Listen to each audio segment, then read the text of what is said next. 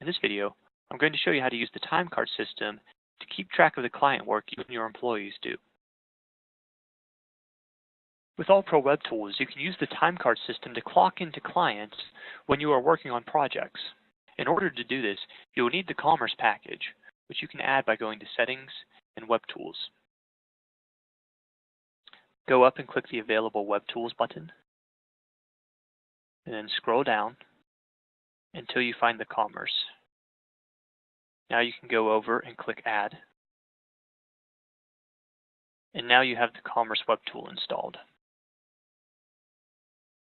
Before we try to clock into a client, let's make sure we have the correct settings under Settings and Users. Off to the side here, we have a setting called Only Clock into Company. Since this is set to No, we can clock into other clients. I can also change the minimum and the maximum time that my employees are allowed to be clocked in.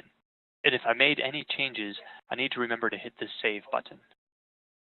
Now that we've confirmed our settings, let's go to the timecard by clicking on our username in the top right and selecting Timecard. The first thing I will need to do is search for the client I need to clock into. I can start typing in either the company name or I can type in the client's name. Either way, their contact information should appear, and then I can select the client. Once I've selected a client that I'm going to clock into, and I confirmed I have the correct clock-in time, I will click on Clock In. If I found that I made a mistake, I can press this X button to delete this timecard entry and start over. Otherwise, I can leave this page and start working on the project I'm doing for this client.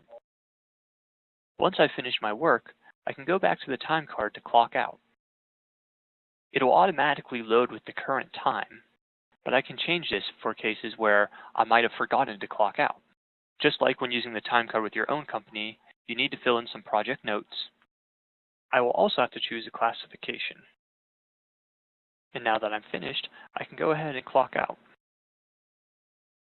Now, because I've clocked into a client, a couple things are going to happen. If I go up and search for this contact's CRM records, the timecard records are going to appear in this contact's timeline. And if I go into Reports and Users, I can also look at the labor done by client. I'll search for my client again, and I can see who worked for this client, for how long, and how much they're going to be charged. This information can be used to create a labor invoice, which I will go over in another video. If you're wondering how these labor invoices work, it's all based around that classification you have to choose when you clock out. So let's go ahead and make a new classification right now. I'm going to do this by going up to the Add New button on the top menu and selecting Product. When setting up your classifications, I recommend adding a new category and naming it something such as Labor. This is just to help me keep organized. Your timecard classifications are actually hourly products. So I'm going to create a new classification that'll go underneath the labor category.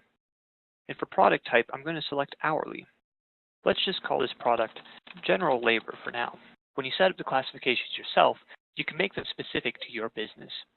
Next, I need to put in a price. This would be the price that I would charge clients when my employees clock into them.